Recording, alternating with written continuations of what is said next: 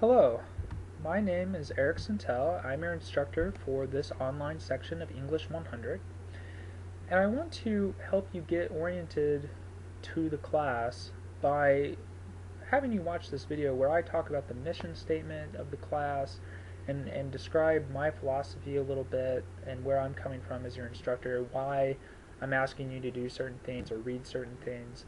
And then I want to also show you our Moodle page and kind of direct you to the most important things that you need to know about for that page. So first, this is what I think of as the mission statement for our class. Develop the ability to use the writing process to effectively adapt one's discourse to a particular audience or discourse community in order to clearly and convincingly communicate one's critical, analytical, or reflective thought to that audience or community. I expect that that probably doesn't mean very much to you right now, and that's fine because I hope by the end of the semester this will mean a lot to you. This is a fairly technical statement. I want to just briefly break it down a little bit so that we all have some sense of our mission or our main purpose in this course. Writing is a process. You don't just simply write the first thing that comes to mind and call it good. You may write the first thing that comes to mind, but it's not going to be very good. You have to brainstorm and think about what you want to write, why you want to write that, where you want to place those particular ideas within your overall essay or writing.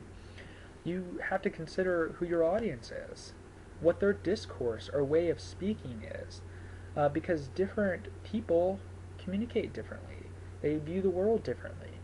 You speak with your friends one way, your parents another way, and your grandparents a third way. You speak with your coworkers at your workplace a completely different way than you do with any of your family members. Sure, there's some overlap and some similarities, but you have distinct ways of communicating with particular audiences.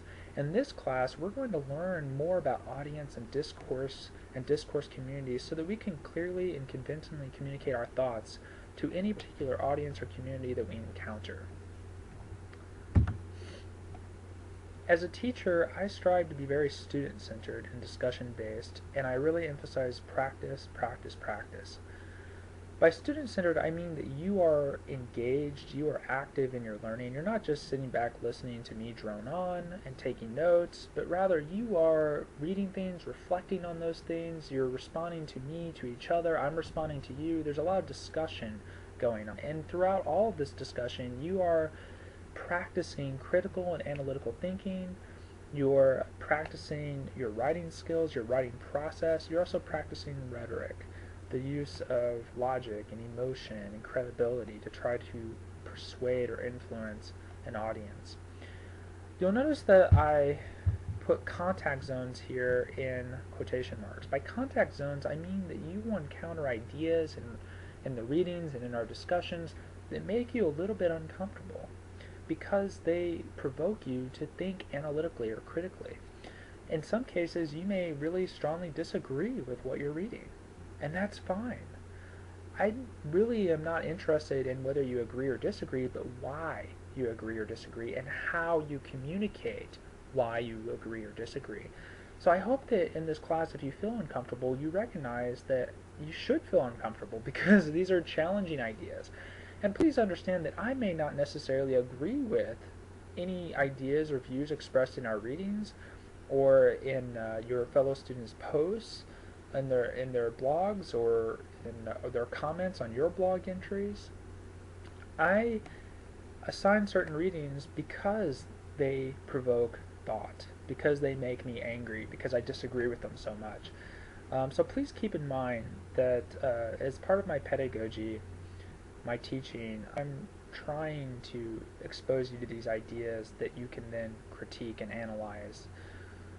I also want to emphasize that I strive to provide the opportunity to learn. I don't guarantee that you're going to be successful in this class, but I do promise to provide the best opportunity that I can for you to engage with the material, reflect on it, practice, and learn what you need to for this class. So why are we doing this? Why are we English 100? Well, for one thing, the university says you have to be in this class, but beyond that, why does this class matter? I think it matters in the immediate future because you need to learn to recognize and adapt to the rhetorical situations, the audiences, the discourse communities of other classes. You need to know how to write like a biologist, a chemist, a political scientist, and an English major all in the same semester, because you may be taking all those classes in the same semester. And in this course, we learn how to more efficiently and effectively identify and adapt to an audience's expectations and ways of speaking or discourse.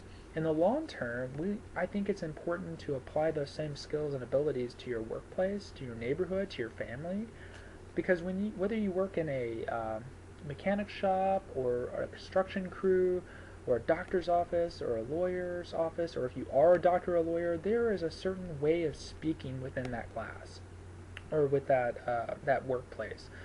That audience understands a certain way of speaking or discourse better than others. And you may have great ideas, but if you can't communicate those ideas in a way that connects with that audience, they're not going to go anywhere. And the same is true if you're trying to do organize a service project in your neighborhood, or if you're trying to just communicate with your spouse or future spouse, or children or future children in a more effective way. So that's the mission statement and my teaching methods and why I think this class matters.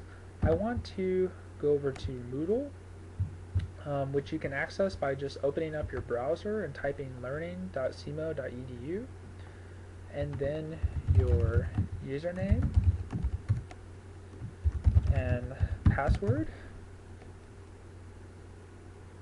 Your username should be your SE key, and your password should be whatever you made it when you originated or created your SE key. So this takes you to the Moodle homepage. As you can see, I'm putting my cursor on the word home there. And if you look at the navigation box below that, you can click on My Courses, and then you can scroll down and find the appropriate semester and class. So for us here, we're looking at English 100 740, because that is our class and section number. I am still working on this page, but I've got it mostly completed. This welcome box tells you what information is below the page for you to take in. The very first thing I'd like you to do, besides watching this video, is to watch the professor's introduction if you haven't already, just so you get to know me a little bit better and get to know where I'm coming from a little bit better. I have not yet posted this video that you're currently watching to get started, but I will. And then below that, there's the syllabus, the schedule, which I'm still working on as well, the assignments, and then there are a couple more videos that you'll need to watch in order to get set up to complete and submit all of your assignments for this class.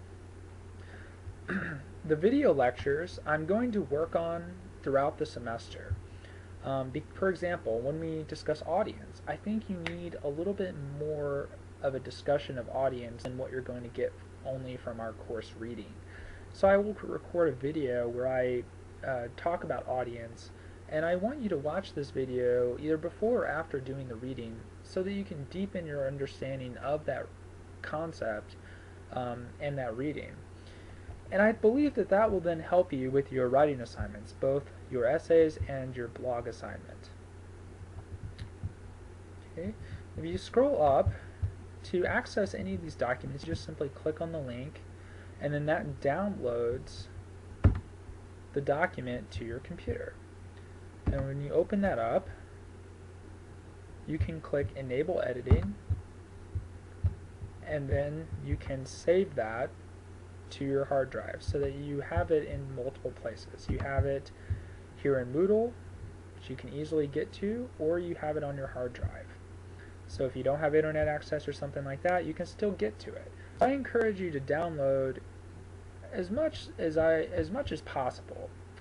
You may not be able to download the videos necessarily, but please at least download the syllabus, the schedule once it's posted, the assignments, everything that you need to know and access for this class in the future.